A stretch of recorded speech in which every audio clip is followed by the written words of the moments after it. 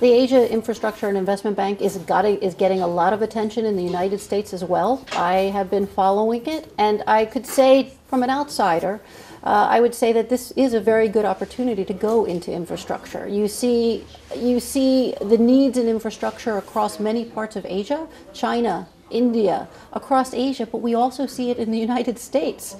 The United States has a passing grade, almost failing grade in terms of our infrastructure capacities.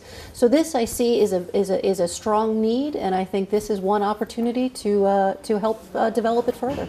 I think that there is a diversity of views in the United States about both of those issues, and I think that that some of the publicity around these issues may have obscured the fact that there is not one single opinion in the United States, but a diversity.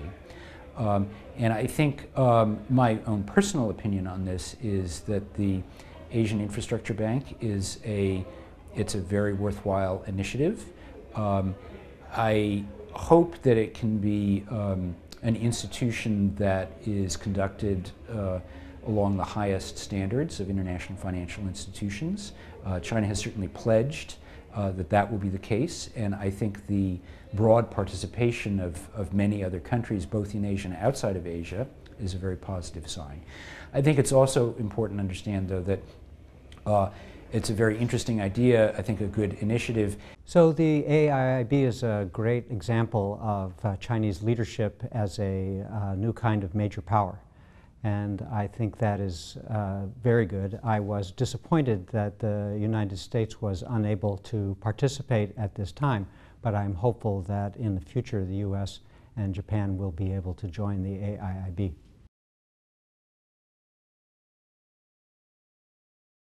It's going to have to get agreement by governments of Asian and European and elsewhere, from developing countries and from very wealthy industrialized societies.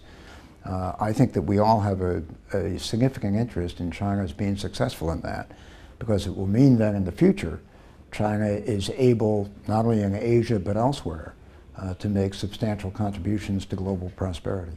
Certainly, the AIIB has been welcomed in many countries, neighboring countries in Asia, in Europe, and in Africa, and etc. So, of course, the United States is also adjusting its policy, but from Chinese perspective, they also, adjust its policy and become more accommodating to some of the requests or demand of the new members of AIIB. China's European relations differ from China-US relations in some important way. The most recent development with the AIIB, you can see that some of the Western countries certainly sign up to AIIB, which foreign observers think that it's really an embarrassment for U.S. government to try to resist that change. Well, first of all, this policy is relatively new. And of course, from United States, it certainly has some concerns. If that development aim to exclude the United States, you can imagine the United States will not be happy. But on the other hand, I think most China experts, including those working in the economic front, they believe that AIIB emphasizes on infrastructure development, which is a good thing, which is certainly complement or may have corrected some of the mistakes by Asia Development Bank and World Bank, which are not so effective from some critics' point of view.